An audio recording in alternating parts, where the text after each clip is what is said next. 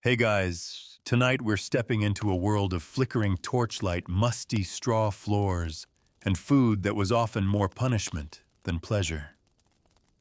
You're standing at the edge of a medieval village where gossip drips from the lips of weary wives like honey, and every gesture is laced with silent judgment. There's a man walking past the church square. He's heavy-set, wheezing slightly as he clutches a modest loaf of barley bread. Eyes narrow, a baker's apprentice mutters under his breath. The whispers begin. He's probably a glutton, a sinner, a man without discipline. You think modern fat-shaming is bad? Try surviving in a world where being overweight wasn't just seen as unattractive, but as dangerously immoral. In a society obsessed with suffering moderation and survival, being visibly more than others made you a walking symbol of excess and corruption. And no, it wasn't about health. It wasn't even really about food. It was about power, morality, sin, envy, and a cultural fear of bodies that didn't fit into famine. So before you get comfortable, take a moment to like the video and subscribe, but only if you genuinely enjoy what I do here. And if you're tuning in from somewhere unusual, post your location and the local time. I love seeing how far this sleepy little journey reaches. Now dim the lights, maybe turn on a fan for that soft background hum, and let's ease into tonight's journey together.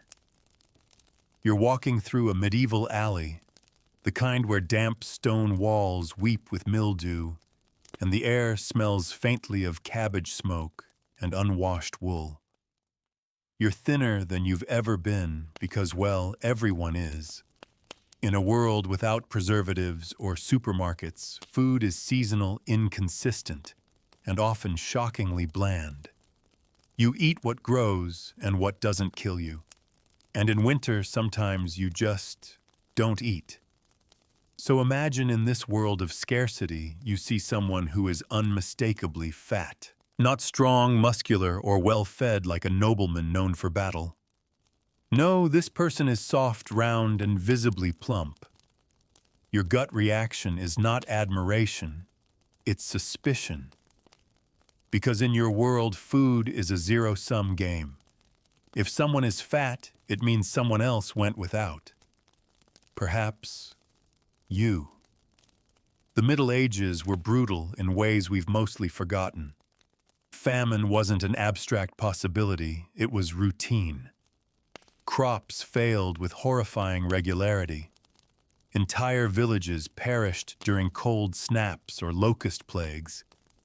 A bad harvest wasn't just an inconvenience, it could mean starvation for your children. So anyone who seemed to be getting more than their share, whether it was food money or comfort, was viewed as morally dubious. And if they were fat, that wasn't seen as random. It was evidence. It meant they were selfish. It meant they were sinful. The medieval mind saw the body as a mirror of the soul. A thin, stooped frame might suggest piety, restraint, humility. A fat body that suggested greed, laziness, gluttony, the very first of the 7 deadly sins. In a world dominated by Catholic doctrine, gluttony wasn't just frowned upon. It was spiritually dangerous, and unlike today's quietly judgmental side eyes, medieval disdain came wrapped in theology and fear. If you were fat, it wasn't just your problem, it was proof that society had failed somewhere, that sin had taken root, that you were a walking temptation or a lesson in moral decay. It didn't help that fatness was also a visible signifier of class, but in a confusing, almost contradictory way. Poor peasants were expected to be thin because they had to labor and because they had less. But rich merchants or corrupt clergy, if they were fat people, would talk. He lives on tarts and venison while children die in the snow. There was a sense that indulgence was not just wrong, it was perverse. And yet, Sometimes the same people would praise a fat lord for being generous or prosperous. It was complicated. You see, medieval views on fatness weren't just about the body, they were about what the body represented. And nothing confused people more than someone being fat, but not powerful. A fat nobody, now that was truly disturbing. Because if you weren't rich, how did you get that way? Were you stealing? Were you cursed, possessed, or worse? Were you deliberately rejecting God's commandment of restraint? You pass an alehouse now where a traveling friar is holding court. His robes are patched, but his belly strains against the fabric. A peasant snorts quietly, preaches about fasting, then eats 2 portions at the bishop's table, he whispers. Everyone chuckles, but the laughter has teeth. That friar's body is his betrayal. His sermon says humility, but his flesh says indulgence. And this double standard, the resentment of fat commoners versus grudging tolerance for rotund nobles, was never far from anyone's mind. If you were fat and poor, you were judged twice. Once for being overweight, and again for daring to carry a body that didn't match your station. Even children weren't immune to this bias. Fat children were rare, of course, but when they did appear often in wealthier families, they were seen as spoiled, overfed, undisciplined. And their mothers, well, people had opinions. A good Christian mother raised lean, obedient children. A chubby child was proof of indulgence, of a woman who fed instead of prayed. In paintings, saints are thin. Christ is thin. Mary is delicate, almost ethereal. And in early medieval art, demons are often depicted as round, grotesque, bloated creatures. Coincidence? Not likely. Artists knew exactly what they were doing. Fatness in the Middle Ages wasn't just an aesthetic issue, it was a cosmic one. You keep walking. The cobblestones beneath your feet are uneven, your toes slightly numb from the chill. A merchant waddles past you, sweating profusely despite the cold. His purse jingles with coin, and the look on his face is smug. You feel it now, that little flicker of resentment. You don't even know this man, but already your mind races. What did he do to get so fat? Does he hoard flour? Does he bribe the miller? You're not just jealous, you're suspicious. In a land where hunger haunts your dreams, a fat man is an accusation, a symbol, proof that the system is rigged, that righteousness doesn't always triumph, and that sin walks around in velvet and pork grease.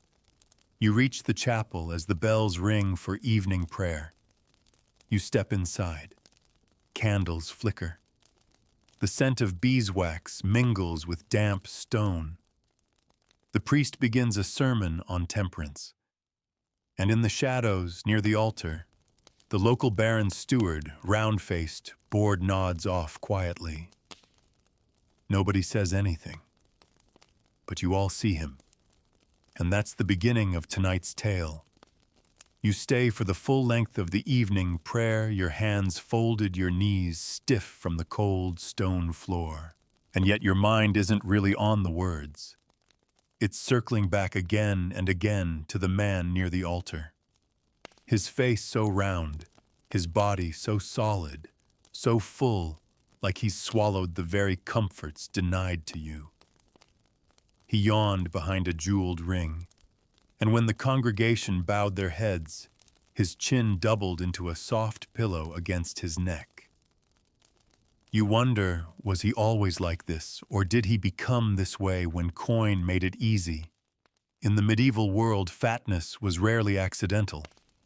It required access, opportunity, immunity from back-breaking labor, and perhaps more than anything else, permission. You needed the space to gain weight, the silence of others, the tolerance of your neighbors. That's what made fatness so complicated. It wasn't just a body, it was a body with a story. Outside again, the wind nips harder. You hug your cloak tighter and think of bread. just a simple loaf fresh from the oven with steam rising through its crust like incense. But tonight's dinner was pottage again.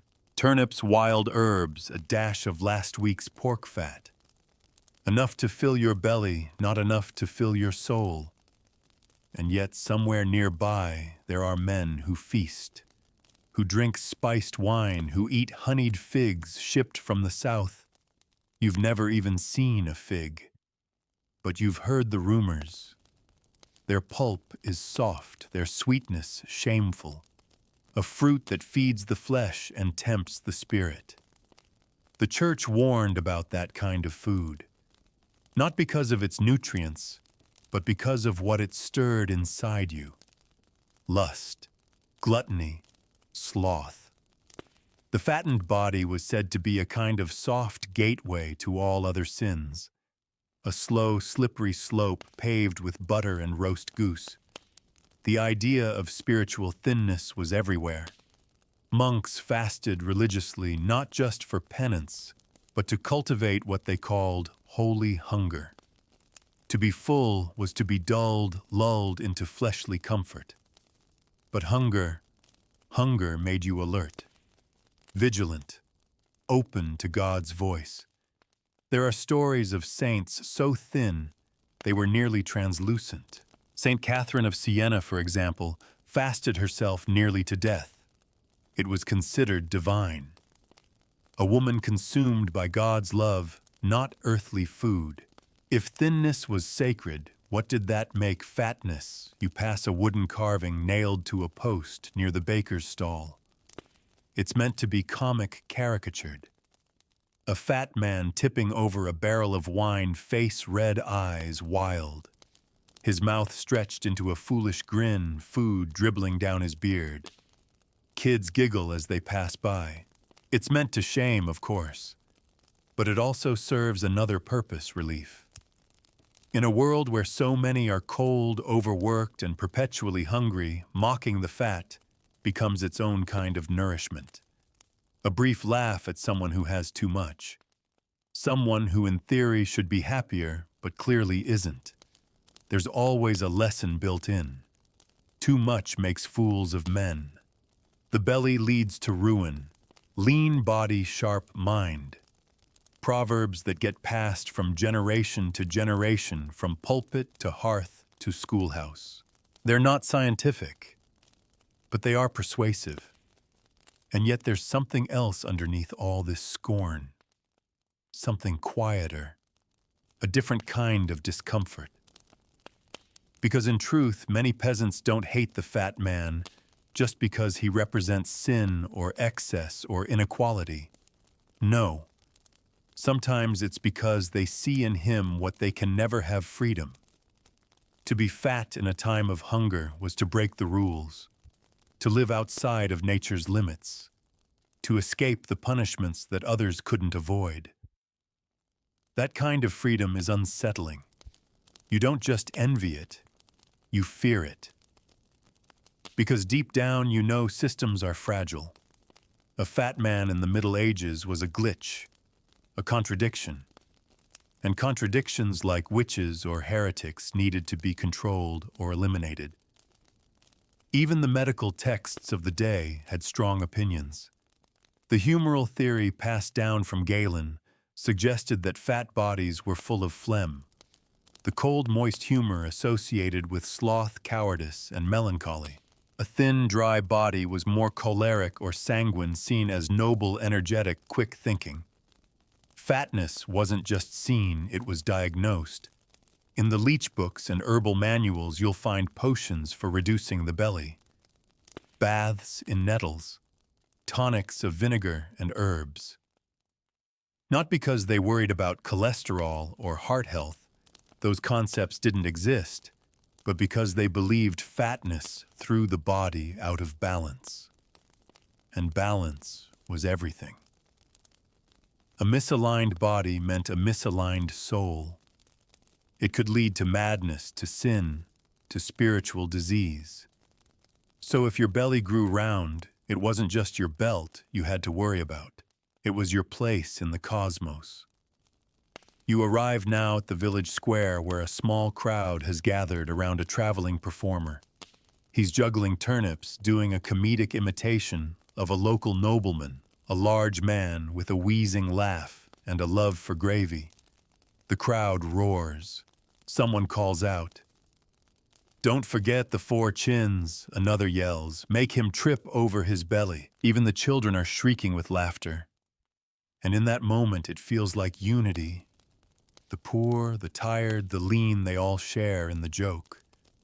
But the laughter has shadows. It's not just fun, it's deflection. You're laughing at the fat noble so you don't cry about the hunger in your own belly.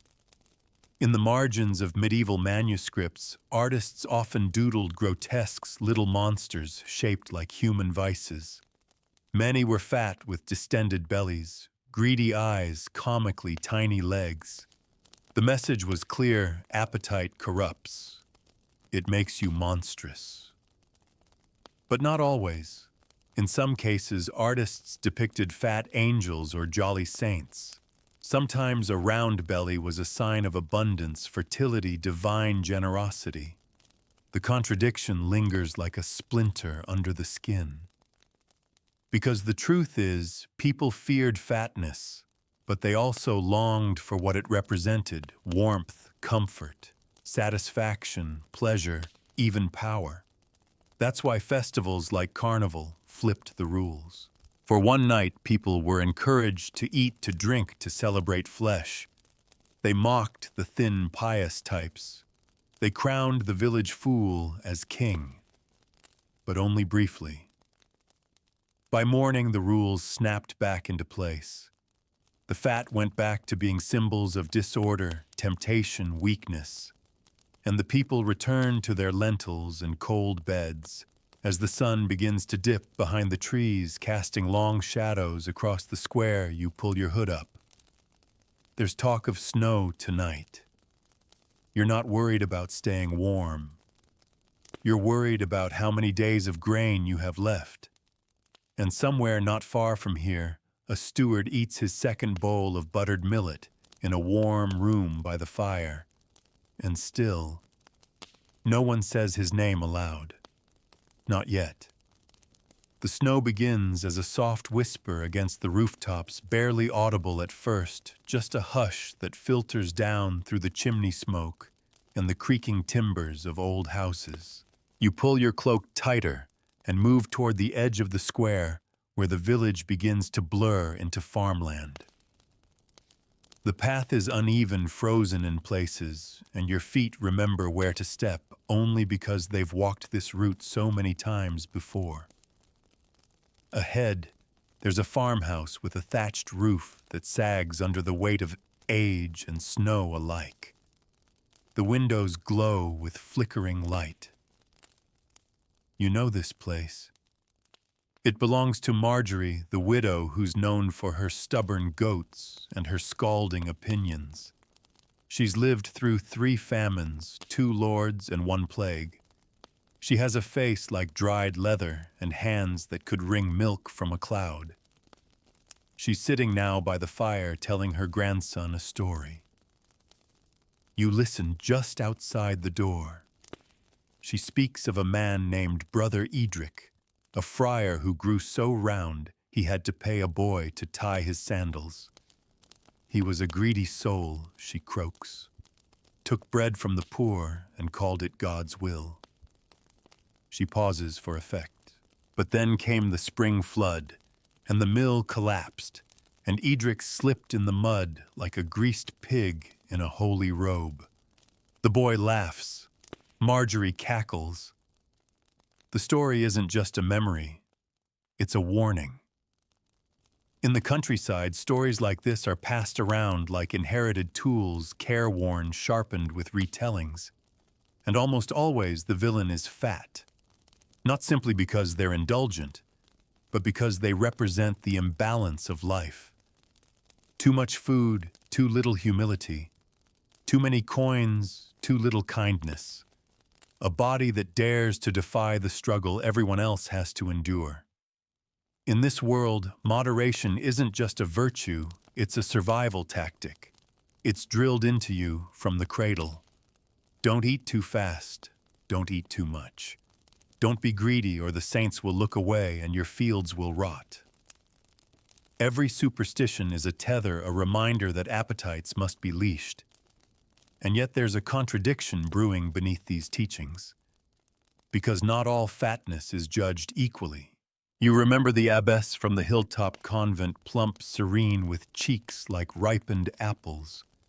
No one dared mock her. She was too wise, too connected, too holy. Her girth was seen not as gluttony, but as blessed abundance. Some whispered that she never ate, that the Lord simply filled her from within. It wasn't unusual, actually, for respected elders, especially women of station, to be described in generous, even affectionate terms. Matronly, they said. Comforting. But only when their bodies matched their role. A woman could be fat if she was nurturing, if she embodied generosity, if she gave more than she took. A woman who was fat and selfish, now that was dangerous. That's what it always came down to: exchange. In a community where everyone was tethered to everyone else, your body was a kind of social contract. If you took more than you gave, if your belly grew while your neighbors shrank, you were breaking the pact. You walk now toward the monastery walls where candlelight spills from tall, arched windows. Inside, the monks chant in Latin voices, rising and falling like slow tides. You slip around the side where the kitchen gardens lie fallow for winter. Even in the cold, the scent of dried herbs lingers, sage, thyme, remnants of summer's abundance. In the old days, monasteries were some of the only places with reliable food stores. They had orchards, granaries, beehives, even fish ponds. The monks were often better fed than the people they served. Some became fat from their routines, steady meals, minimal exertion. But the church had rules for that too. Some abbots imposed fasting days. Others shamed gluttonous brethren by assigning them humiliating tasks like serving food without touching it. In the rule of Saint Benedict, moderation was law. 1 pound of bread per day, 1 heaping of vegetables, no red meat unless you were sick. But rules bend, and so do belts.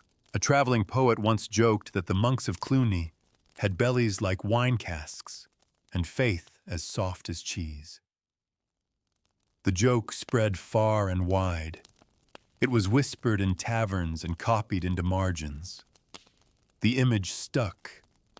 In medieval minds, the image of a fat monk became a paradox, a man who claimed to renounce the world, but clearly hadn't renounced seconds. A man who sang of humility while his chin devoured his collar. These contradictions weren't just noticed, they were delighted in, because they confirmed the belief that the powerful were hypocrites. And nothing tastes sweeter than confirmation when you've been living on turnip soup. You remember, too, the old ballads sung at fairs. One in particular sticks in your mind, a tale of a fat sheriff who couldn't mount his horse during a robbery and was left flailing in a puddle while the thief vanished into the woods.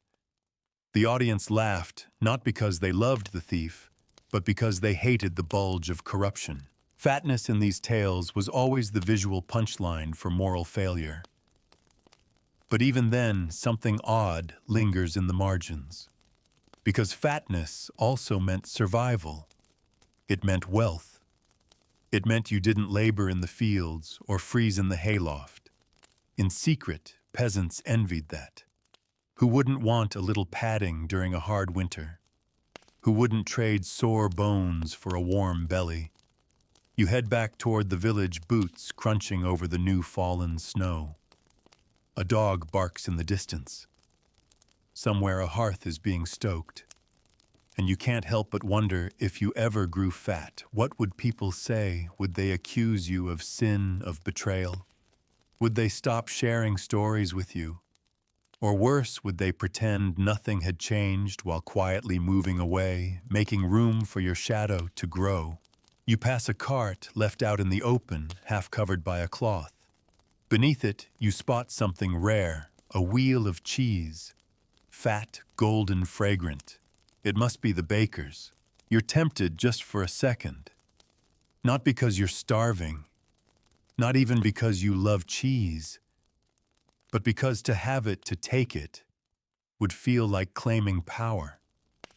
You walk on, not because you're holy, but because you know that in this world, the line between hunger and judgment is perilously thin. The sun doesn't rise so much as it seeps into the world, a gray blur melting the frost from thatched roofs and casting a dull glow over the village commons. You wake early as always. Everyone does.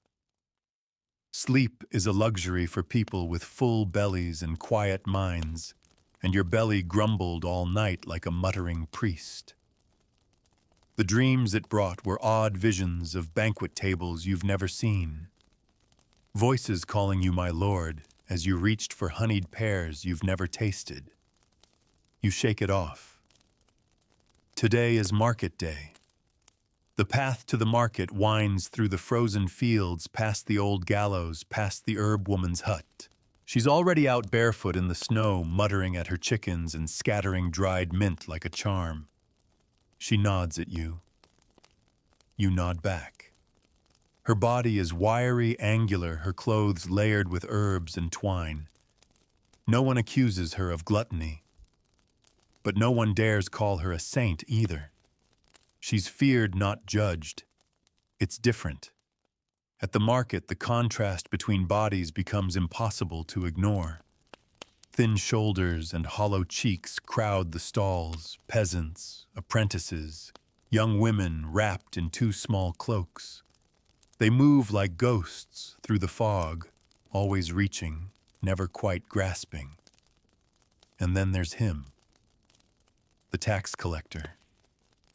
You spot him near the candle vendor, wrapped in fur, his fingers stained with ink and grease. He laughs loudly and slaps a merchant on the back. His gut strains against his belt, and his double chin shivers when he smiles. You've never seen him carry grain. You've never seen him walk further than the village square. And yet here he is, plump and smug and powerful. People hate him, but they also fear him. His weight is part of that fear.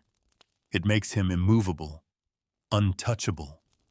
A body like his doesn't dodge or duck, it simply exists, like a wall or a storm or a god. There's something medieval people understood about fatness that still lingers in our bones. Fat isn't just about food, it's about control. In the case of the tax collector, his weight is more than just a result of stolen portions. It's a symbol. He can be fat because others cannot. He's not punished for it. He's rewarded. The more flesh he gathers, the more power he projects. And the more powerless everyone else feels. You watch him walk away, purchasing an entire wheel of butter with a purse that jingles like mockery. A little boy whispers to his sister, "If you get that fat, they'll put you in the stocks." She giggles. The mother hushes them both, but the warning hangs there, suspended in the air like smoke. Don't be that kind of fat. That dangerous kind. The kind that gets noticed. Because in truth, medieval society allowed fatness, but only when it served a narrative. The king could be fat. The bishop could be fat. Even the village elder might carry a few stone extra provided he donated enough lamb to the winter stew and blessed every wedding with a smile. But once that fat stopped being convenient, once it wasn't wrapped in generosity or holiness, it became suspicious. That's why traveling bards and performers leaned so hard into body jokes. The fat fool, the bumbling noble, the greedy merchant, they weren't just funny. They were permitted targets. You could laugh at their rolls and waddles because it was safe. It was endorsed. These characters were fat not just in form, but in failure. They made poor choices. They were outsmarted. Their fatness was punishment, not privilege. But deep down, the fear remained. What if you grew fat? What would it mean? You reach the bread stall and glance at your reflection in a copper pot.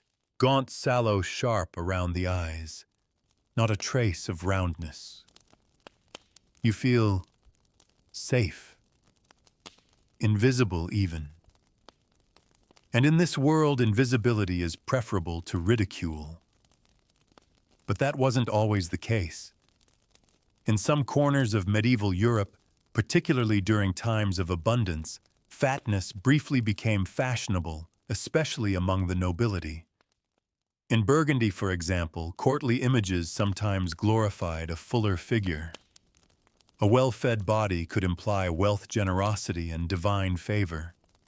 Portraits of noblewomen with soft cheeks and curved arms appear in illuminated manuscripts framed by gold leaf and scriptural praise. But even this came with conditions. A noble woman could be soft, but not too soft.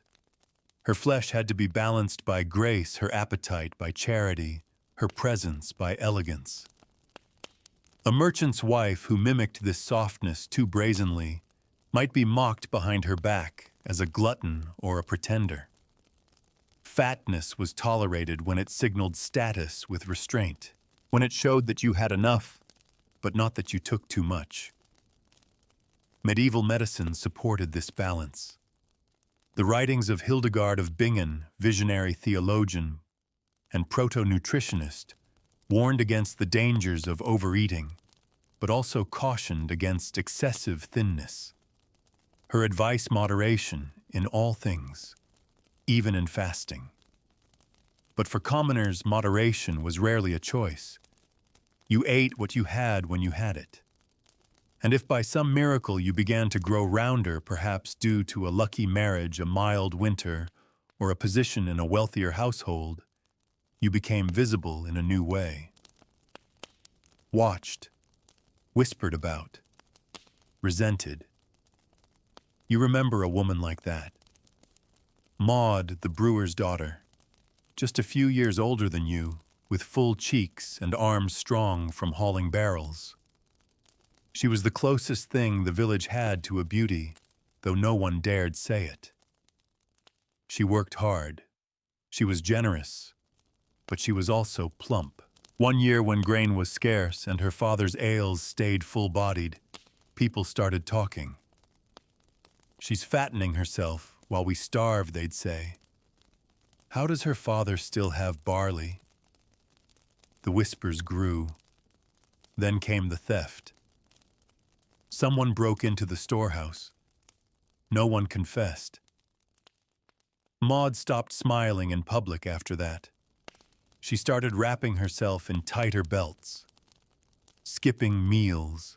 The community had taken her body personally. It became a mirror they didn't want to look into anymore. You pass the candle stall now, and the seller, a thin old man with thick eyebrows and crooked fingers, waves you closer. You'll want one, he says, if the snow keeps on. You nod, hand him a coin, and tuck the stubby candle into your bag. As you leave, he calls after you. Better to be poor and bright than rich and burning. You know what he meant, and you don't. You return through the marketplace, past the tax collector's horse, past the baker's daughters, past the shepherd with frost in his beard. Your feet know the way, but your mind drifts. Fat in the Middle Ages was never just fat. It was suspicion wrapped in flesh. It was power, perversion, punishment, and privilege all at once. A body that carried too much weight carried all of society's projections. You didn't have to say a word. Your body said it for you. And right now, you're grateful your own says nothing at all. The snow thickens as you reach the edge of the village, flakes drifting down like ash from a quiet fire piling on fence posts and rooftops without urgency. It's a clean silence, soft, still, almost sacred. And yet, as you trudge along the path back toward your cottage, a different kind of heaviness settles in. Not in your limbs, but somewhere deeper. A weight made of thought, of memory, of that gnawing sense that even your body can be read like a sin. You pass the smithy. The forge is quiet now, the anvil cold. Inside you can just make out the outline of the blacksmith himself, Broad William they call him. A man with arms like hams and a chest like a cart horse. He's not fat in the soft, dangerous way of merchants or monks. He's thick-built, functional, and so no one mocks him. His size is strength, not indulgence. It has a purpose that you've realized is the loophole. In the medieval mind, the body is never just a body. It's a tool, a sign, a story. If you're big and you're useful, if your size serves the community, then you're safe. But if your body is just there taking up space, drawing attention down without giving anything back, then the judgment creeps in like mold on damp wool. And if you're fat and idle, that's nearly a crime. You reach your door, fingers stinging as you fumble with the latch. Inside, the warmth hits you like a breath. The fire's low but alive. You add a log, nudge it with the iron poker, and listen to the crackle. Then you sit cloak still on and stare into the flames. The church taught that gluttony wasn't just overeating, it was inordinate desire for food, which meant that even thinking too much about food could be sinful. Craving meat on a Friday, sin. Dreaming of butter when you only had lard, sin. Eating to comfort yourself, sin. Fatness wasn't proof of gluttony, but it was often treated as evidence of it, even when it wasn't true. There were other causes for large bodies, of course. Some people were naturally bigger. Some had medical conditions we now understand, but the Middle Ages did not. Gout, for instance, was seen as a disease of the rich, the king's disease, because it often struck those with access to fatty meats and wine. But many other conditions were simply labeled as imbalances of the humors. Too much phlegm, not enough bile, bad blood. Fatness, like illness, was something to be corrected, or failing that, ridiculed until it shrank. You think back to a feast you once witnessed, one of the few you were ever allowed to serve at. It was the Baron's wedding, and the manor was overflowing with noise and roast meats and spiced wine that turned lips purple. You had been assigned to the far edge of the hall, ladling stew into trenchers for lesser guests. There was a man seated near the musicians, round, red-faced, clad in velvet. He laughed too loud and ate too fast. But what struck you most wasn't his body, it was the way others treated it. They watched him, not with fear or respect, but with the kind of indulgent disgust reserved for overripe fruit. A noblewoman whispered something behind a jeweled fan and giggled. A squire made a joke about needing a separate table for the man's appetite, and yet no one said anything to his face. He was rich, connected, temporarily untouchable. But when he left early, his belt loosened his gait, uneven. The room relaxed like a storm had passed. The ridicule that followed was swift and cruel and unified. You didn't laugh then. You were too busy pocketing a crust of meat pie for later. Now, as you nibble at a hard heel of bread by your fire, you wonder if he heard them. If he always heard them. If being fat in a medieval feast was like wearing a mask that everyone pretended not to see, but never stopped talking about. The line between celebration and contempt was razor thin. There were rare exceptions, of course. Saints who were heavy, matrons who were respected. But they were the outliers, the ones whose size was eclipsed by their holiness, their charity, or their tragic deaths. More often, fatness was turned into metaphor.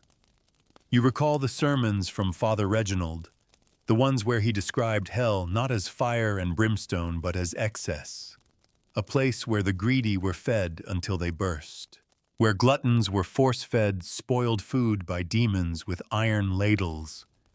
The imagery was vivid, sickening, memorable. You didn't forget it. Even now you still associate indulgence with punishment, with shame. You get up, shake the crumbs from your lap, and stoke the fire again. Outside, the snow is falling harder. The kind of snow that muffles the world, turns everything white and weightless. And yet you feel heavier with every hour. You once heard someone say that fat people didn't get cold as easily, that their bodies held warmth, that they were protected. You're not sure if that's true, but tonight, part of you envies it.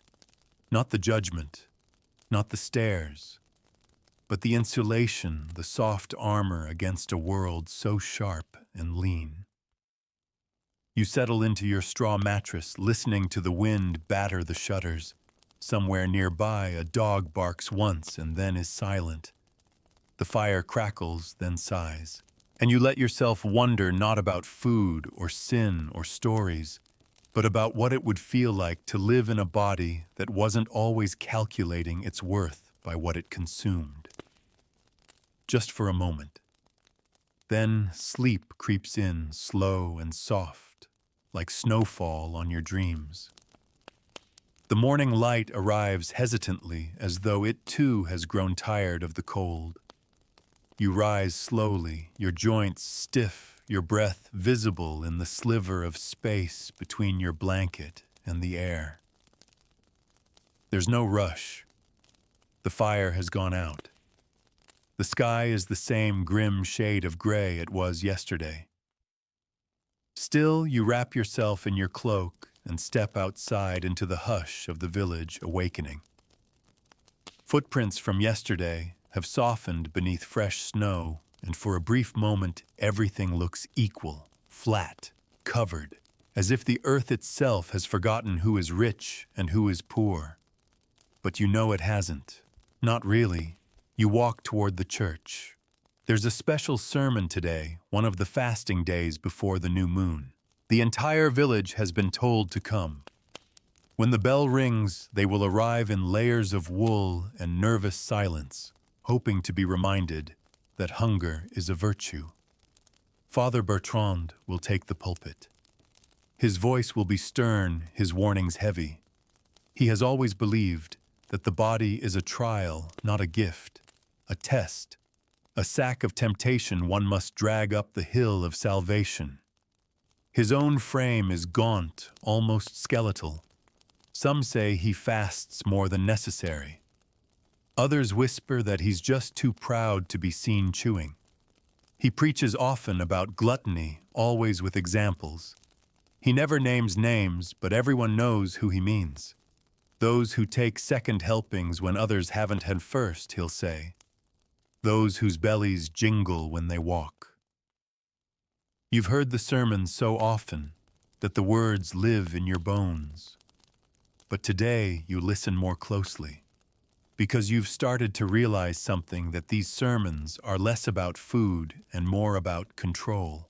That condemning fatness is a way of managing the masses. When you fear indulgence, you're easier to govern. When you equate flesh with failure, you'll punish yourself before anyone else has to. And when everyone is hungry, so one has the energy to rise up. Inside the church, the smell of wax and damp wood fills your lungs. The benches creak under the shifting weight of the crowd. Most of them are narrow-shouldered, hollow-eyed lips, chapped from winter winds. But here and there you spot them, the exceptions. The merchant's wife with her velvet hood, the baker's son with his full cheeks, a visiting steward with a fur-lined tunic that strains at the buttons. No one stares, not directly, but the air is heavy with attention. Father Bertrand enters. He begins not with a prayer, but a story. A man once ate so much, he says, that he could no longer kneel. He grew too wide to bow before the Lord. So God sent him a fever, a wasting fever. And when his flesh melted away, only then did he remember to pray. There's a murmur. A few heads bow. But you don't. You keep your eyes on him, because the story doesn't frighten you anymore. It angers you.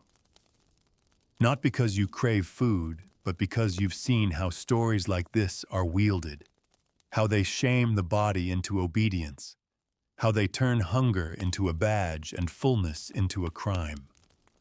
You step outside before the sermon ends. The air feels clearer, sharper. You pass a boy playing in the snow, just a child bundled in wool, face round and red from cold and laughter. His mother watches him closely. You can see the calculation in her eyes. She wants him to be healthy, strong, but not too round, not enough to be noticed, not enough to invite judgment. Even children carry this burden. They learn early that their bodies are being watched, measured. In medieval towns, this scrutiny wasn't just social, it was legal. In some regions, laws were passed that restricted who could wear certain fabrics or colors. Sumptuary laws, they were called. A baker's wife couldn't wear silk. A merchant's apprentice couldn't wear fur. The body had to match its place. And fatness, that was the most visible status symbol of all. If you were poor and fat, you were accused of thievery, laziness, deceit. If you were rich and fat, you were mocked behind closed doors, painted in satire, whispered about in kitchens, but never confronted directly. The system protected you, for a while, because systems rot too. There was one town, you can't recall the name now, where a nobleman grew so fat that his servants had to cut new doorways for him. At first it was seen as a joke, a curiosity. But then came the bad harvest, the bread lines, the sickness, and someone carved a message into the manor gate: "You eat while we vanish." He fled the next morning. No one saw him again. You wonder if that's why people hated fatness so much. Not just because it was excess, but because it was a reminder. A mirror held up to a world that kept promising fairness, but delivering famine. Fatness was evidence that the world could be better, but wasn't. You walk down a side path now toward the river. The ice along the banks has cracked in places, revealing black water beneath. You crouch down and touch the surface. Cold, sharp, honest. And you think of the people who drowned here, some by accident, some by design. The washerwoman who slipped. The merchant who slipped, conveniently. The girl who never came back after her name was whispered too many times. Bodies were always judged here, not just in size, but in story. Fat people were mocked because they couldn't hide. Their bodies betrayed them, became symbols, carried sins that weren't theirs alone. And thin people, they disappeared, blended in, suffered in silence. You rise and look across the river where trees stand like frozen sentinels. Somewhere in those woods is a small shrine to Saint Oswin the Lean. They say he once survived an entire winter on broth and prayer. A miracle, they call it. But you wonder if someone survived on abundance, would that be seen as holy or just obscene? You turn back toward the village. Your stomach growls. And for once, you don't apologize to yourself for it. You return to the village as the church bells toll once again, their dull clang rolling through the frost-heavy air like a scolding finger. The villagers spill out into the street, some solemn others whispering behind raised hoods.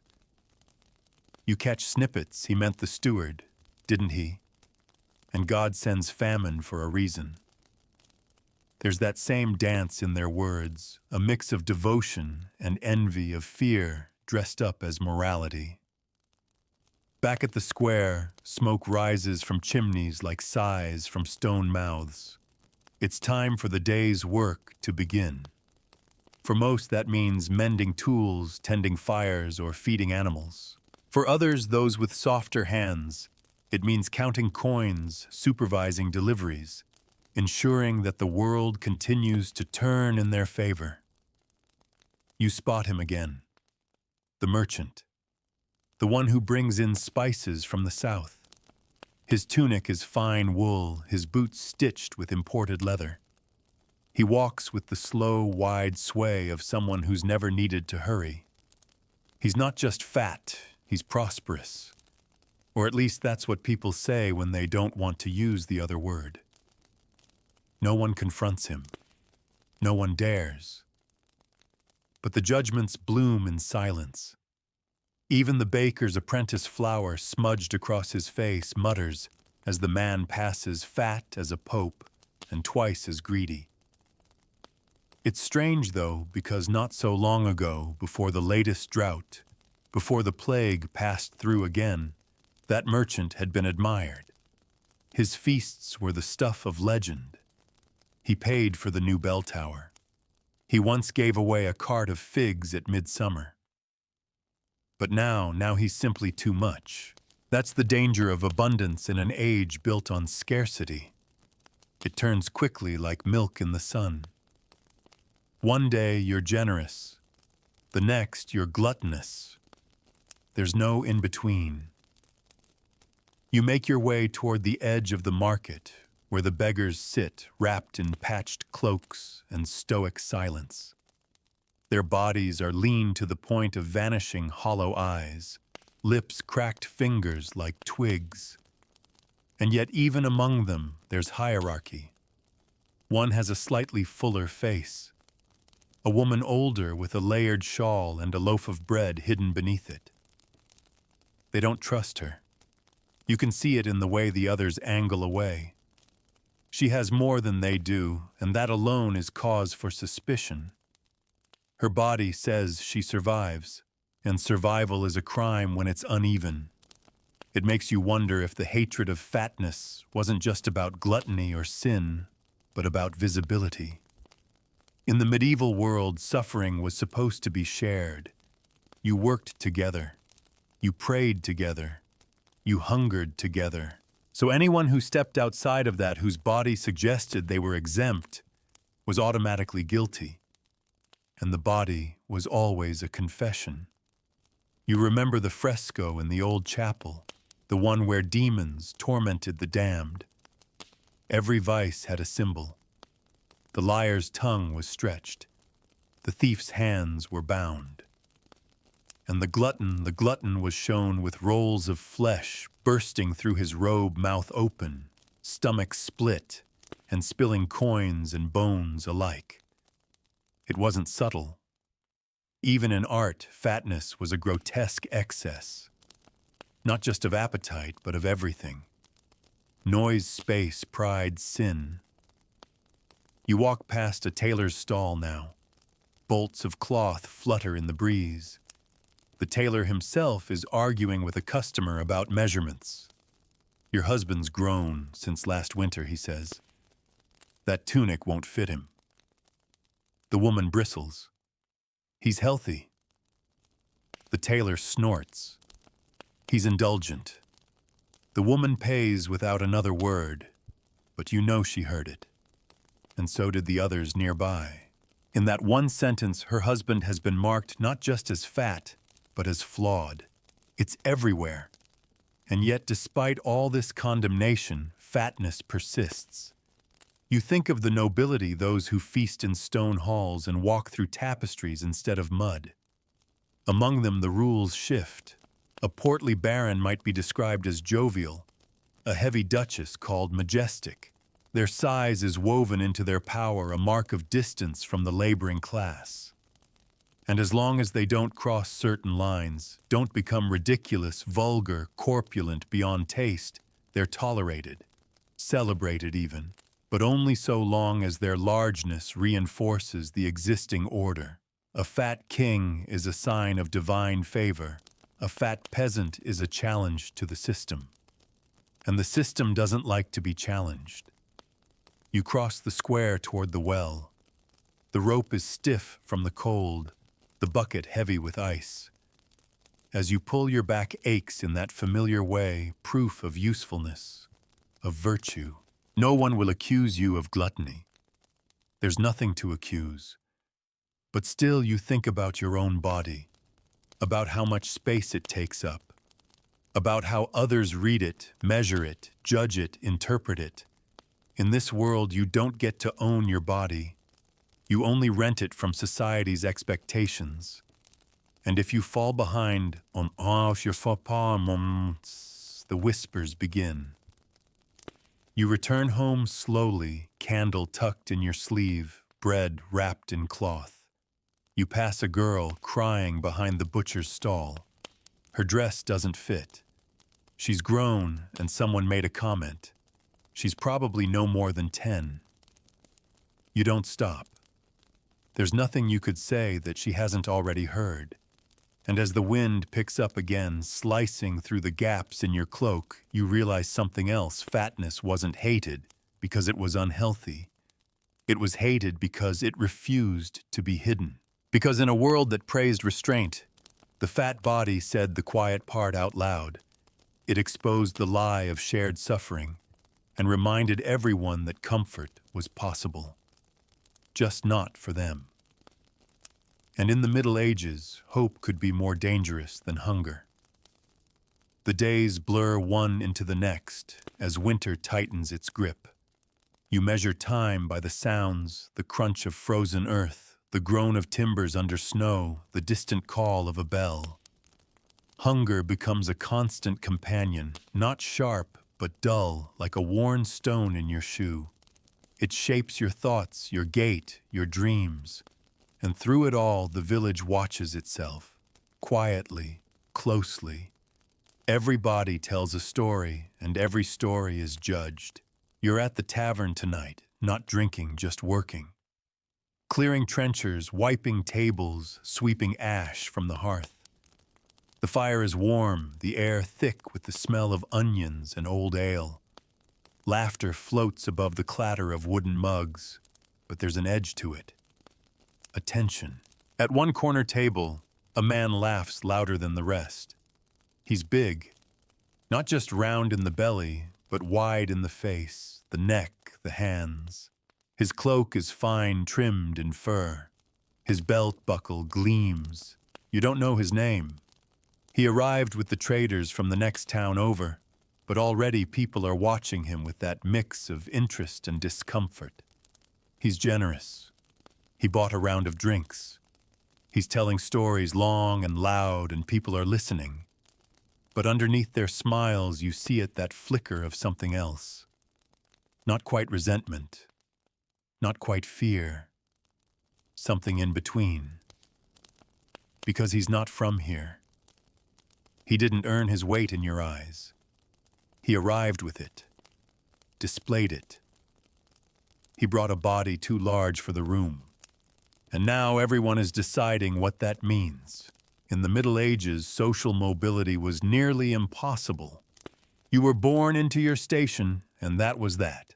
But every once in a while, someone defied the rule, a fat merchant, who out-earned a knight, a well-fed widow, who outlived her husband's name, a tavern keeper who climbed the social ladder one bowl of stew at a time. And every time that happened, people didn't just question the individual. They questioned the system. And the system did not like to be questioned.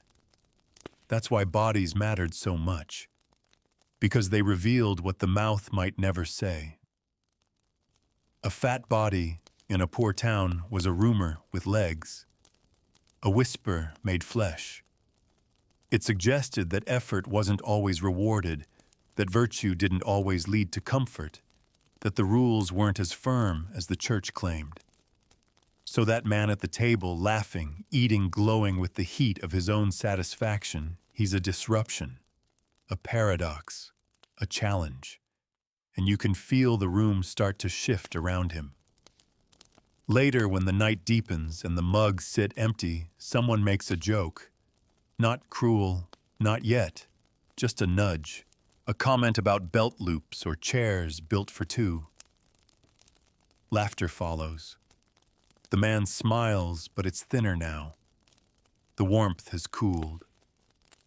This is how it begins. The medieval world had many tools for policing the body, but the sharpest was ridicule. Not public stocks, not sermons, not sumptuary laws. Just a well-placed joke repeated enough times, whispered into enough ears, until even the one being laughed at starts to believe it.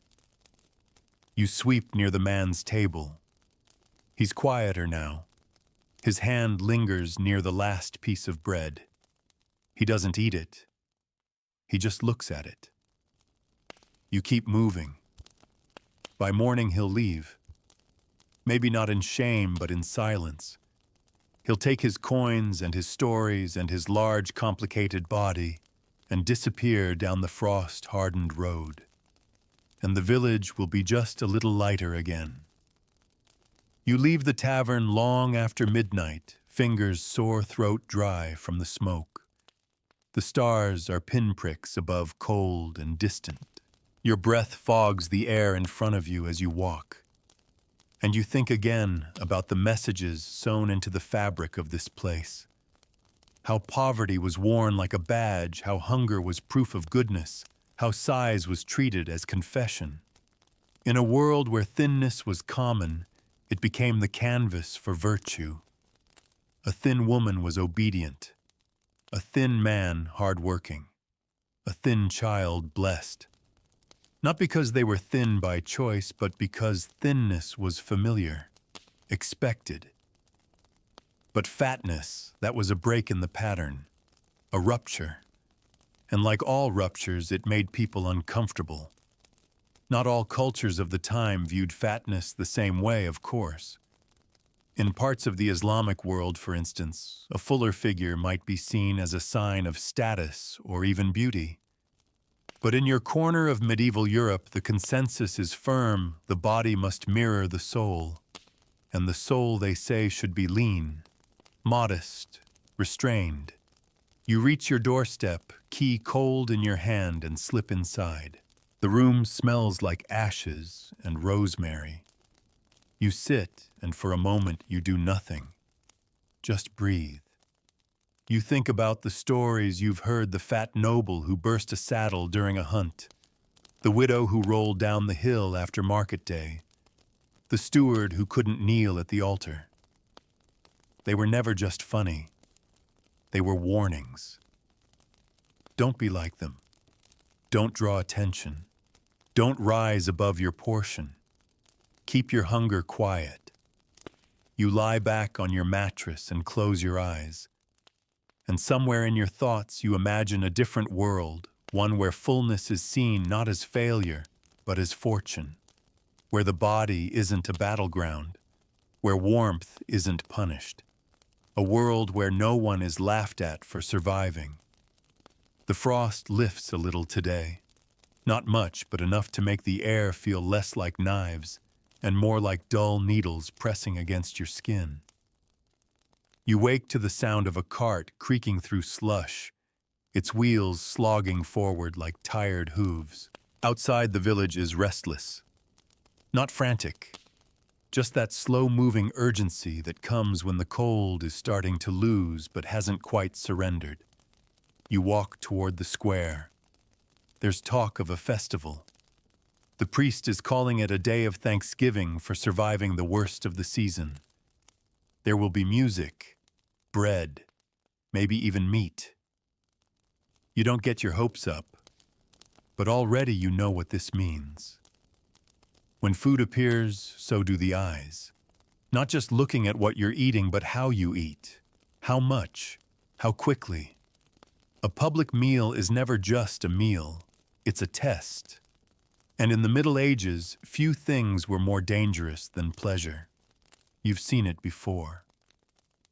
A girl takes a second bite of honey cake and suddenly the whispers start. she'll be broad by spring. A boy licks his fingers too eagerly, and the baker raises a brow. Indulgence, even for a moment, must be punished. If not out loud, then in looks, in lowered voices. The church reinforced this constantly. Feasting was allowed, but only on holy terms, and it had to be balanced by fasting, penance, confession. Every morsel of joy needed a shadow of guilt. You were allowed to eat, but not enjoy. Allowed to survive, but not thrive. You think of the saints again. They were almost always thin, emaciated, hollowed by devotion. Their bodies shrank as their souls rose. It was presented as noble, pure, proof of their detachment from the world. And the fat, they were still of the world, still tempted, still vulnerable. Their bodies betrayed them. At the edge of the square, children are stringing garlands of dried flowers. A woman hands out bread, a small loaf per household. You wait your turn. When it's passed to you, you nod politely and step away before taking a bite. Even now you feel the weight of it in your hands, the judgment it carries. You sit near the well and eat slowly, watching others. Some eat with heads down. Others tear at the bread like it might vanish.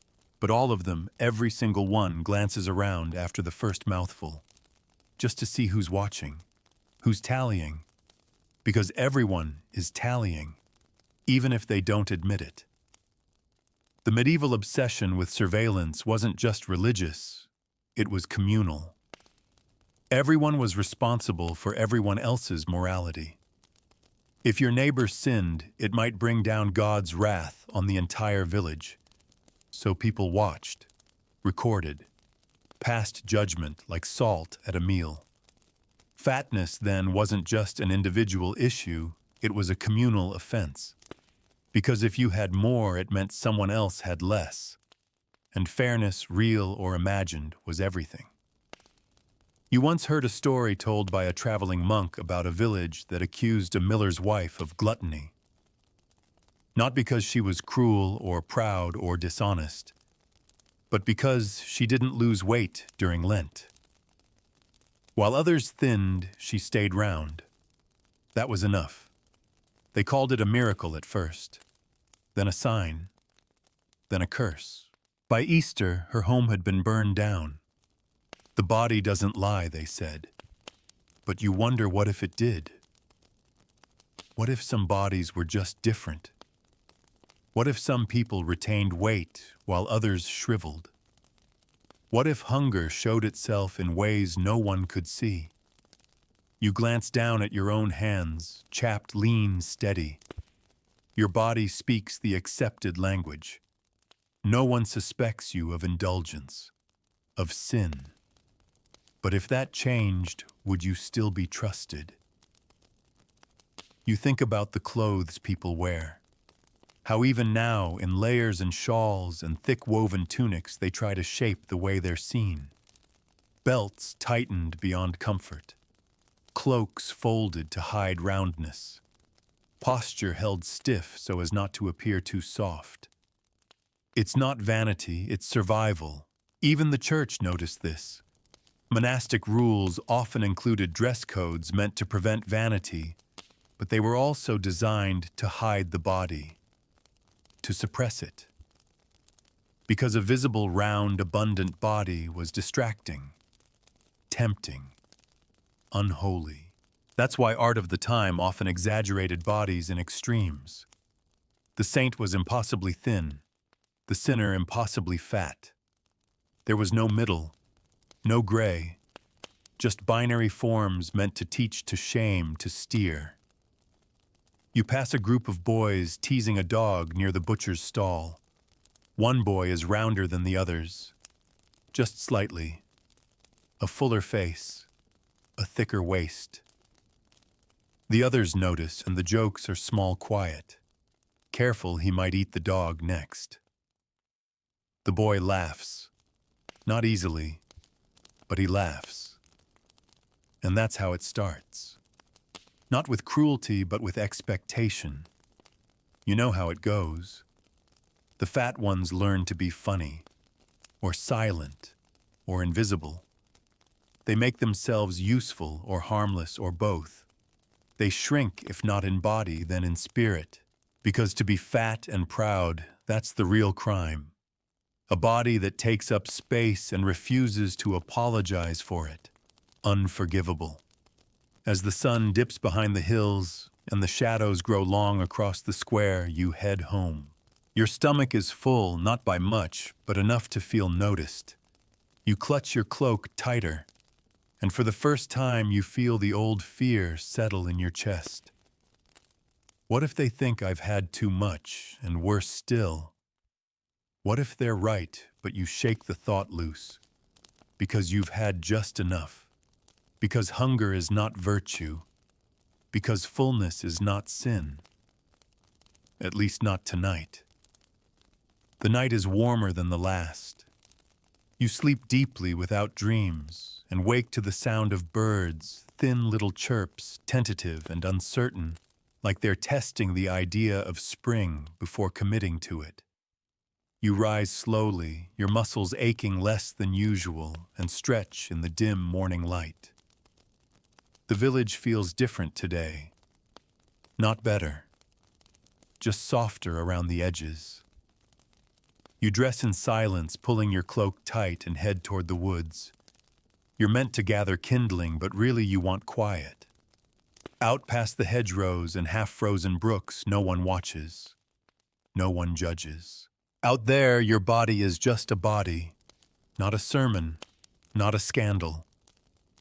You follow the old path that winds behind the chapel, past the stones that mark forgotten graves.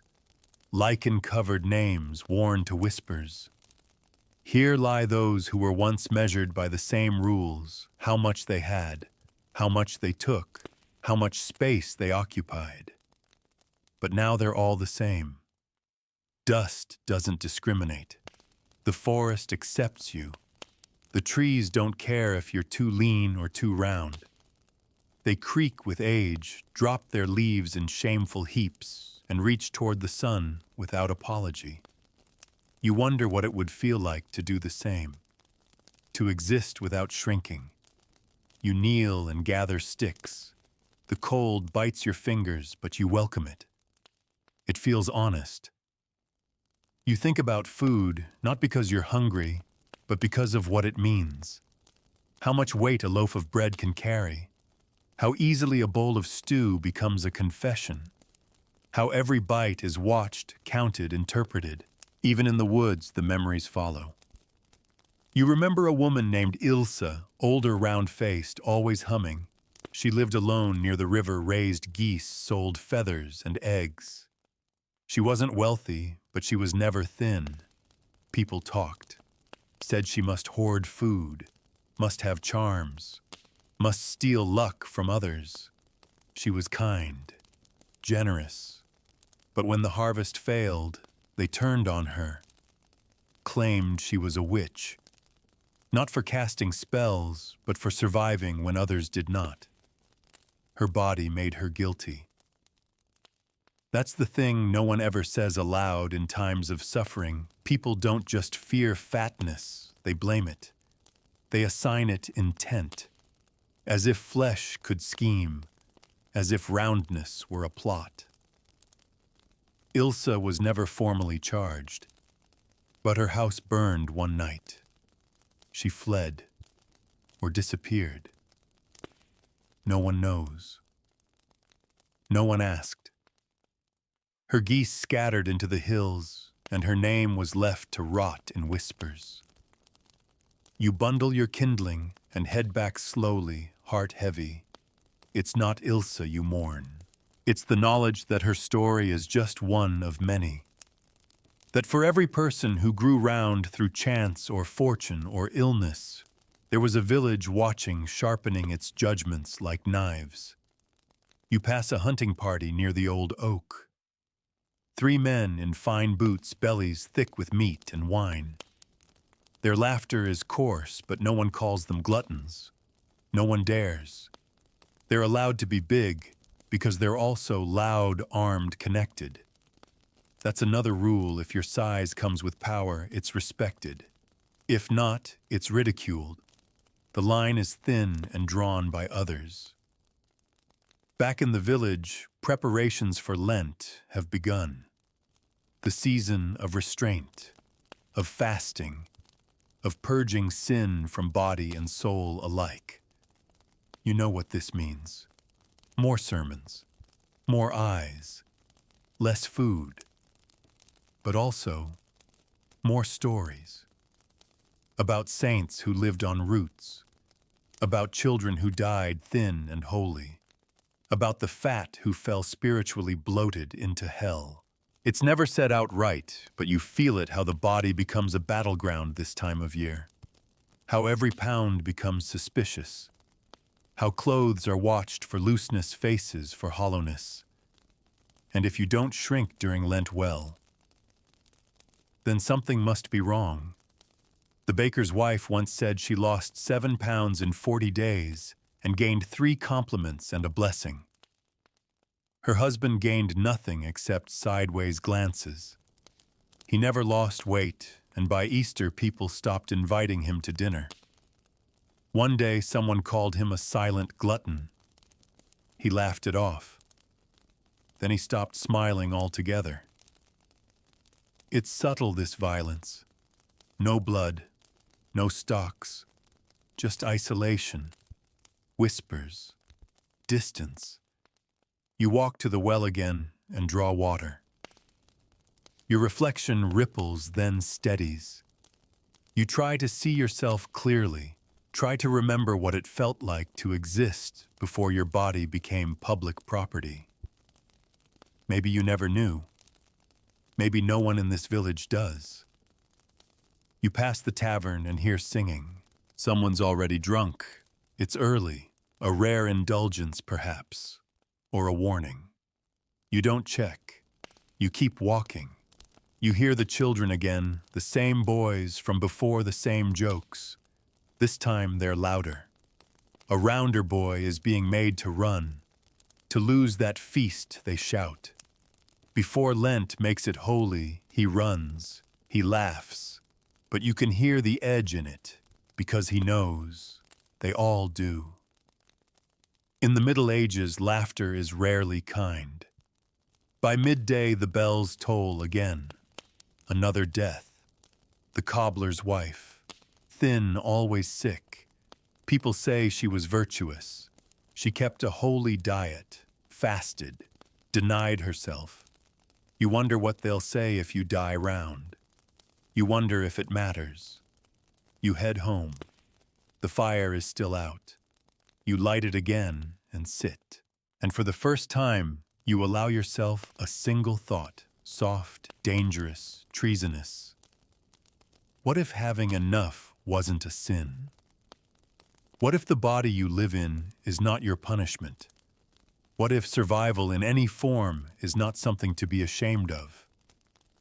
The wind howls again tonight, angrier than before. It rattles shutters and whistles through chimney cracks like a spirit looking for entry. You lie awake for a while, watching the fire throw its tired light across the walls, trying to ignore the gnawing at your center. Not hunger exactly. Not anymore. Something older. Something learned. In the Middle Ages, hunger wasn't just physical, it was moral. It proved you were worthy. Deserving, that you hadn't taken too much, that you weren't one of them, the soft ones, the spoiled ones, the dangerous ones. But the fire's warmth wraps around you like a memory, and for once you let yourself slip into something like rest. Morning comes with fog, thick and sour like it's hiding something. You rise slowly and walk to the edge of the village where the traveling friars have set up a stall. They do this once or twice a season, sell relics, preach a sermon, trade stories for offerings. Their robes are patched, their faces sun-worn, and they speak with the gravity of men who know how to extract guilt like blood from a wound. You stand at a distance and listen. Today's sermon is about Saint Amalda, who the friar says lived 40 years on nothing but boiled nettles and grace. He describes her body thin as birch bark, light enough to float. A miracle, he says, proof of God's love. And beware, he adds, voice rising of those who feast while others fast. Their flesh may swell in life, but it will melt in fire. You glance around. No one looks surprised. This is the world after all. You think of a man who used to live 2 villages over. They called him the ox, not because of strength, but because of size. He was a baker, kind, quiet. His bread was better than most. He added honey when he could, and shaped his loaves into roses during feast days. People liked him, until they didn't. One summer when the rains came late and the wheat spoiled, people began to notice he hadn't lost weight like the rest.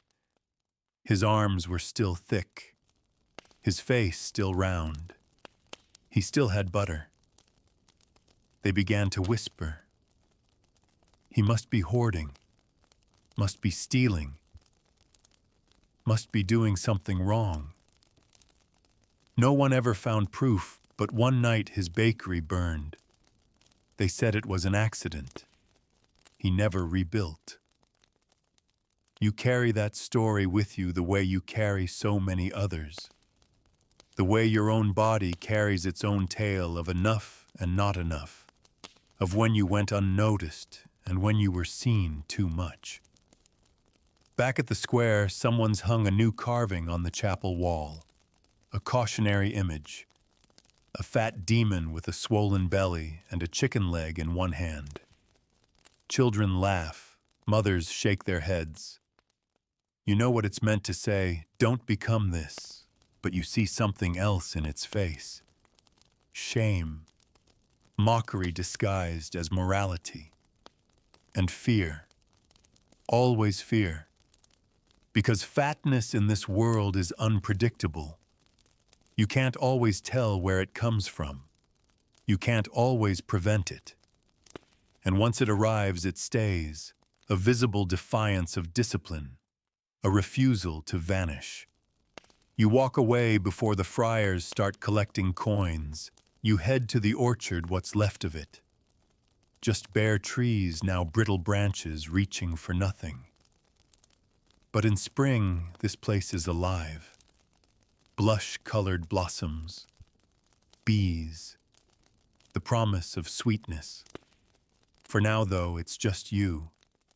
You sit beneath the largest tree, knees hugged to your chest, and let yourself think of the times you were hungry and proud, of the times you were full and afraid, of the night you refused a second bowl because someone might see, of the time you didn't and they did.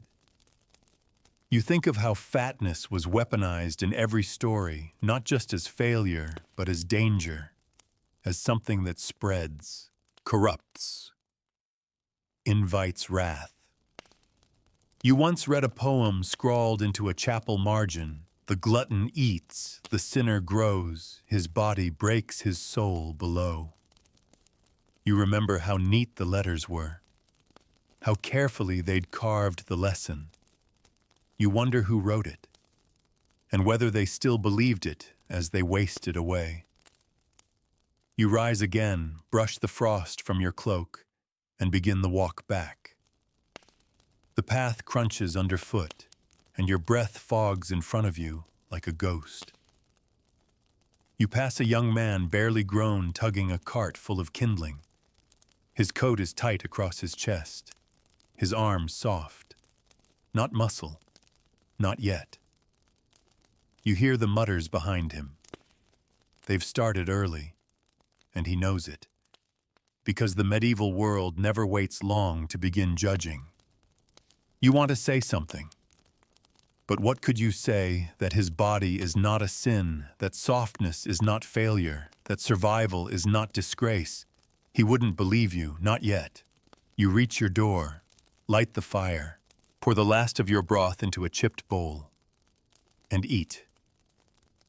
Not quickly, not quietly, not guiltily, just honestly. Because you have stopped pretending. You have survived, and that today is enough. There's a thaw in the air, barely there but real. The snow that's blanketed rooftops and fields for weeks has begun to retreat in streaks and slumps, revealing wet, flattened grass beneath. The earth smells different now, less like stone, more like something trying to wake up. You walk past the mill on your way to the river. The wheel creaks again, turning with a stutter, groaning under the weight of ice still clinging to its edges. Inside, the miller sharpens his blades. He's always been a large man, but you've noticed lately, he's become quieter, more careful with his words. He eats behind the door now, not in front of others. You understand why. Once his size was a point of pride. Strong enough to grind wheat with his knuckles, people said. But then the flour sacks grew thin. Rations began. Now his strength looks like greed. You pass without speaking. At the river's edge, the ice has fractured spiderwebs of melt cutting through the white. You crouch beside the bank and listen to the water beneath. It gurgles like a secret. And you think about how bodies are like rivers in the Middle Ages, watched when they overflow, cursed when they dry up, judged for what they carry. A woman appears on the opposite bank. You recognize her, Gerda, from the cloth dyer's family. She's wrapped in too many shawls for the mildness of the day, her posture hunched, trying to disappear. She used to be rounder. Now she's not. People used to whisper about her indulgence. Now they call her devout. It doesn't take a miracle to change public opinion. Just weight loss, especially when it's unspoken, unexplained. People fill in the blanks. She must have fasted, must have repented, must be closer to God. But you know the truth. Her father died last winter. Her brother ran off with the guild coins. Gerda has been alone since Candlemas, and her pantry has been mostly air. She didn't get thin because of grace. She got thin because she had no choice. And now she gets praised for it. That's the cruelty of it. In the medieval world, thinness can be earned through virtue or inflicted through misfortune. But from the outside, they look the same. And fatness, that always looks like a flaw, even if it isn't. You watch Gerda walk away, her silhouette smaller than you remember, and wonder how many people she's fooled, how many people she's obliged to fool just to stay respected, just to stay invited. You return to the village as a bell rings out. Not for mass, for a marriage. People crowd the chapel steps. The bride is young, trembling eyes darting toward the ground. The groom is older, round in the way of men who've long stopped moving quickly. His belly strains against embroidered linen. His fingers are jeweled. His voice loud. And no one mocks him. Not today. Because today his weight is interpreted differently. He is wealthy, capable, a provider. Tomorrow he may be a glutton again. But today he's a husband. And the body that would normally provoke smirks now earns nods of approval. Lucky girl, someone says behind you. You're not sure if they mean it. You follow the crowd to the feast afterward. Bread, cheese, slices of dried apple, small sausages strung like rosary beads. You take your place near the wall where the guests with no titles stand. No one serves you, but you find a crust. You eat slowly, deliberately, watching the way others consume. Watching who eats freely, who nibbles under the tablecloth, who pretends to be too pious for appetite. One of the priests wipes grease from his lip and then launches into a story about Saint Maurelius, who once cured gluttony with a single touch. The sinner's belly shrank by morning, he says, laughing, and his faith grew twice as large. More laughter. You glance at the groom. He does not laugh. You wonder if he's thinking of what will be said about him tomorrow, of how quickly indulgence turns to accusation, of how wedding meat becomes penance by Lent. And you wonder too about the bride, how she'll be told to cook and to serve, to give without taking, to bear children but never let her body bear evidence of the strain, to be full of patience but empty of desire, to keep her figure modest, her meals gracious, her hunger holy. Because in the Middle Ages, women weren't just expected to feed others, they were expected to starve themselves quietly while doing it. You leave before the feast ends. You're not in the mood to see another toast raised to a body that tomorrow will be condemned. You return home with a sliver of cheese wrapped in cloth, and as the sky darkens and the village settles into the quiet scratch of sleep, you sit before your fire and think, maybe the hatred of fatness was never truly about sin. Maybe it was always about control, about ensuring that people never grew too bold, too satisfied, too aware of what comfort felt like. Because people who are content don't obey as easily, and so the medieval world made thinness into holiness, and fatness into warning. The night passes quietly. No wind, no bells, just the soft shifting of the rafters and the occasional creak of something unseen moving across the roof. You sleep better than expected. When you wake, the coals in the hearth are still faintly warm. You smile at that. Some things left alone still hold heat. You stretch your arms, roll your shoulders, and feel the bones click gently back into place. It's a market day again, the kind that draws everyone out, merchants, priests, soldiers. The type of day where the square becomes the stage and every body on it gets appraised. You know what's coming.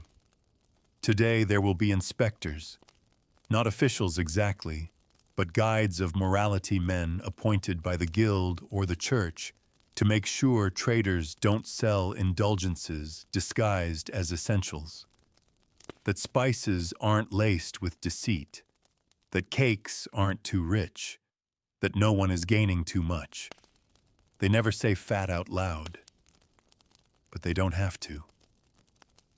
You step into the square mid-morning. Already the scent of cloves and bread crust is in the air. A woman is selling boiled sweets wrapped in linen. Children stare. Mothers tug their sleeves. An old man eats a sugar fig and tries to hide it behind a cough. And then come the glances. Everyone watching everyone else. Noticing who buys, who enjoys, who finishes a whole apple tart. You pass the butcher's stall where a group of women gossip in low tones. They talk about a widow named Enid, who's been seen eating full meals again. 3 bowls of stew last week, one says, and she's barely mourning anymore. Another adds, and her arms, fuller. They don't say sin, but it's hanging in the air like smoke. You keep walking. You know that tune. The medieval obsession with the body didn't stop at appetite. It bled into every corner of life. Clothing, posture, even the pace of your walk. Too fast and you seemed anxious, greedy for your destination.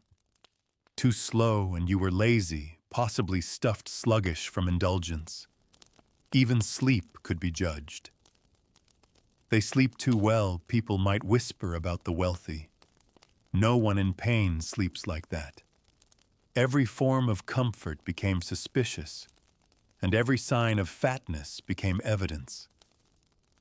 You stop at the herb cart where an old apothecary has laid out his wares, bundles of dried thyme, rosemary, fennel seed. He offers you a cordial. You decline, not because you don't want it, but because others are watching. He leans closer and mutters, "It helps with appetite." You pause.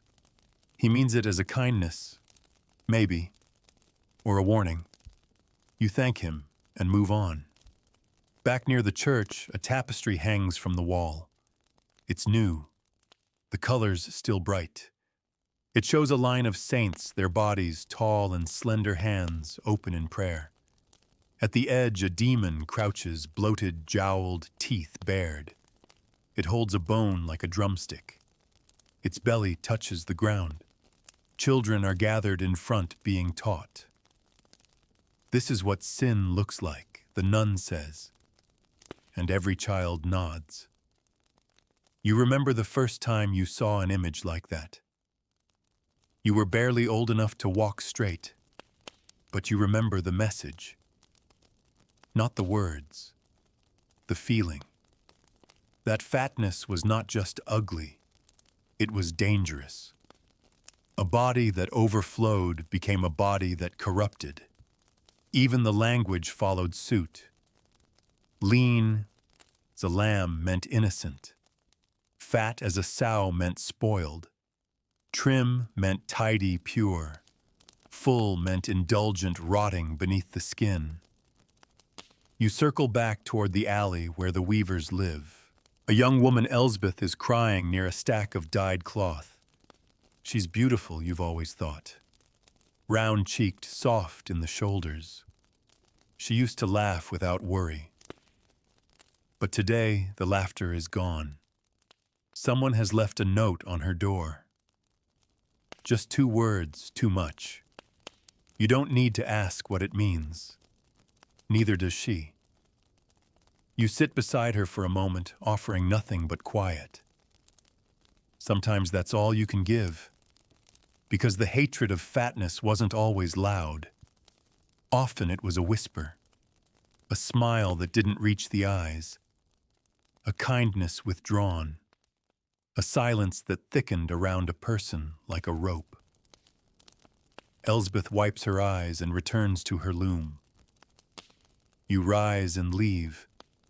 You head home slowly. The square is full of food, but you don't stop. You don't want to be seen with a bun in your hand.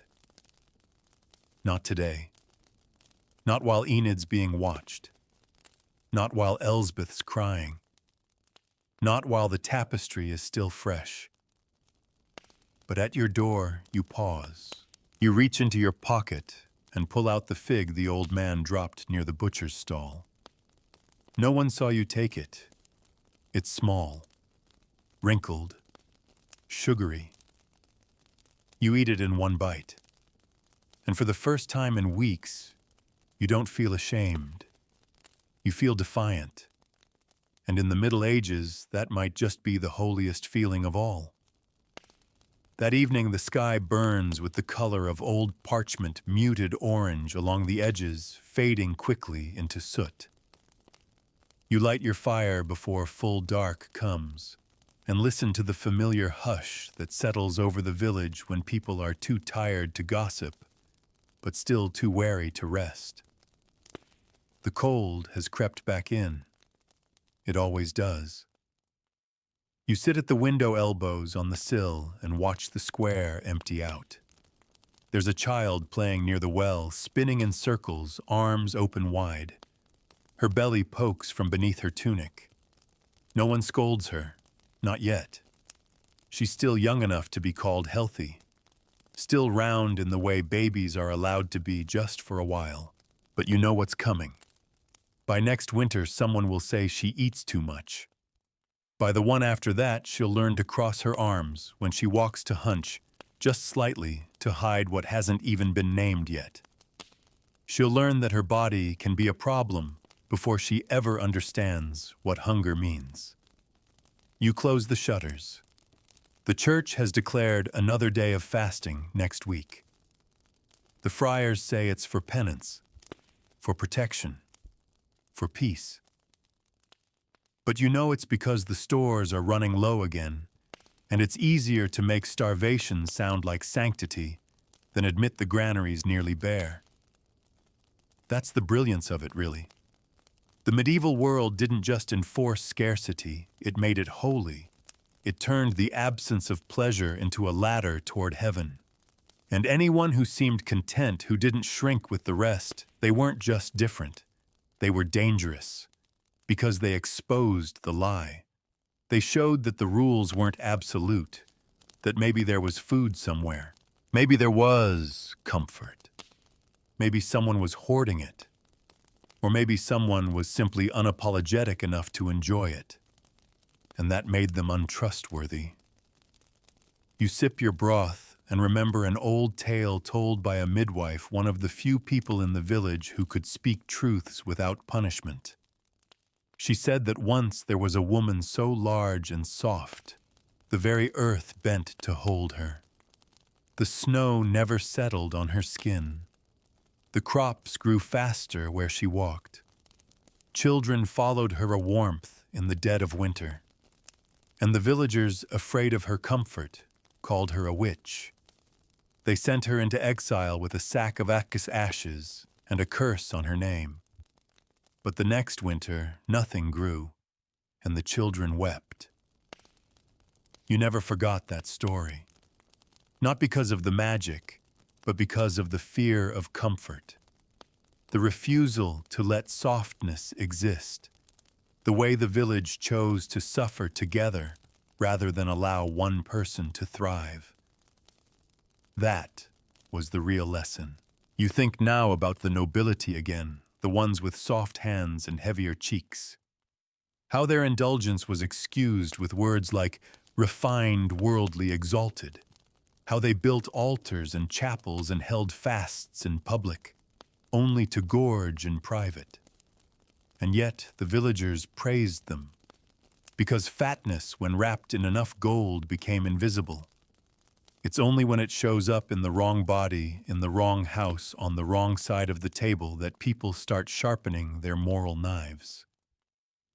You look down at your own hands.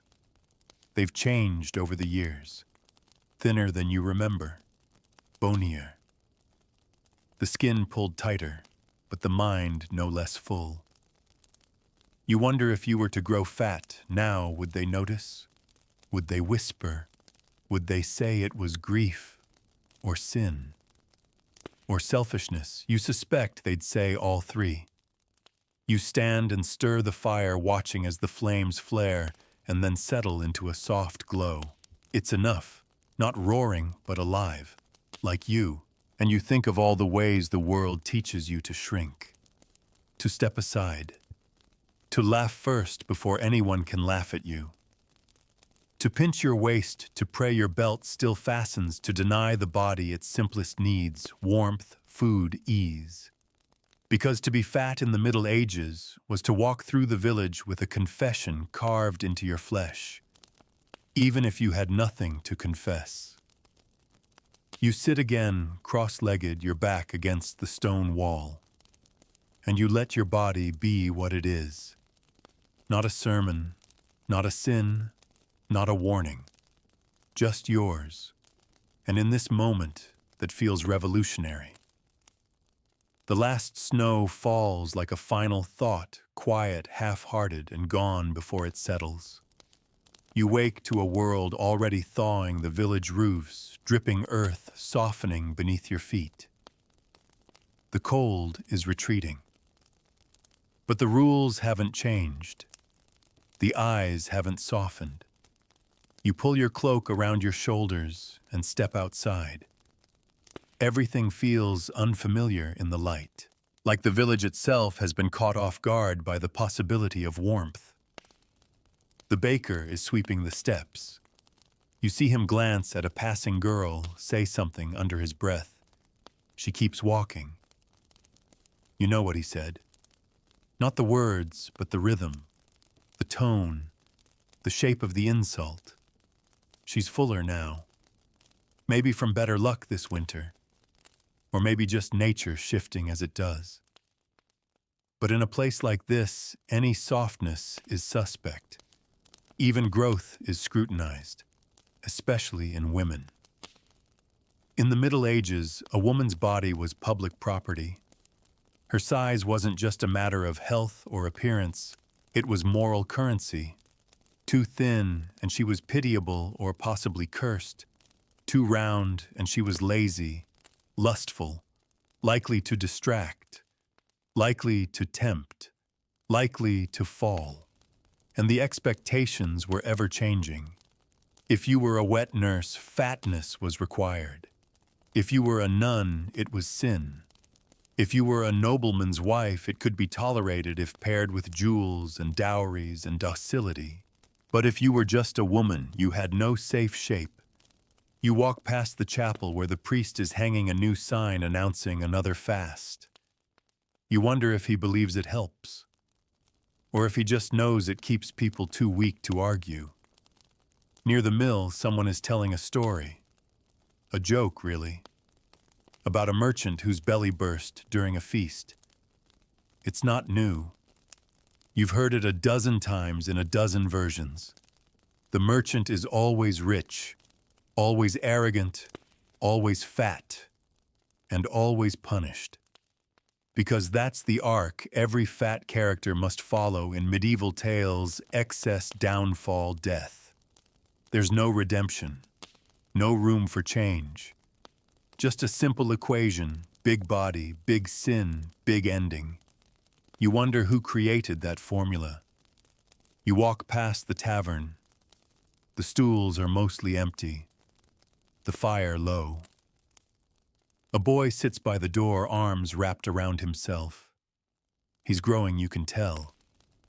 His face has changed, and with it the looks he receives. He was cute when he was round. Now he's being watched for it. You sit beside him, wordless. Sometimes the only kindness you can offer in a place like this is silence that doesn't judge. He glances at you, offers a half smile. You return it. You think about how deeply this place has rooted its fears in flesh, how thoroughly it's taught you that to feel full is to be spiritually empty, that to be seen is to be a threat, that your very shape can make you unholy.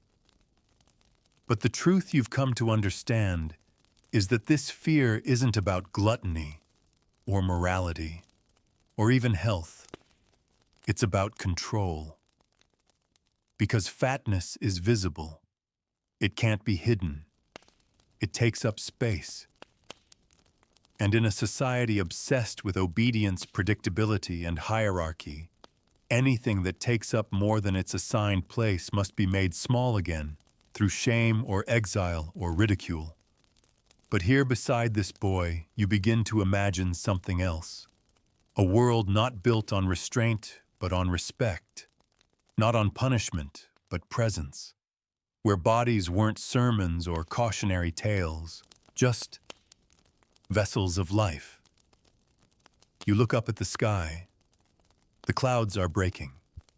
Pale blue peeks through. The kind of sky that promises a new season is truly coming. You stand, stretch, and feel the weight of your body in your feet, in your spine, in your chest. And for once, it doesn't feel like something to hide. It feels like proof. Proof that you're still here, still breathing, still yours.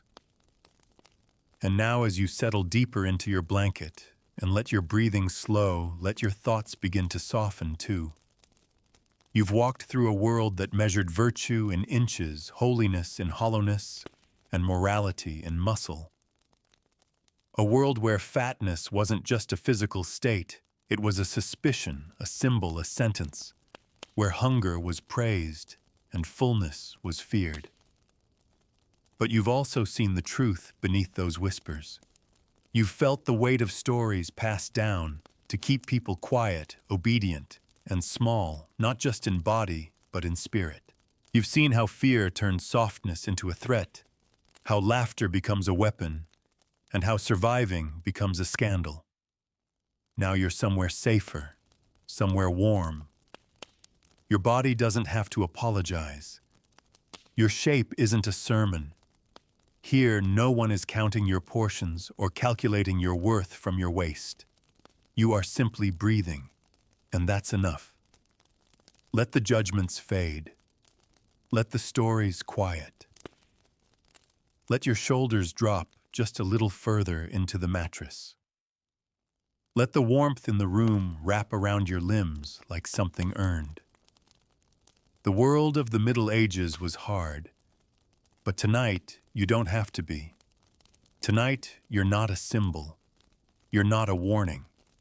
You're just someone falling gently into rest in a body that deserves to be here. Exactly as it is. Exactly as it's always been.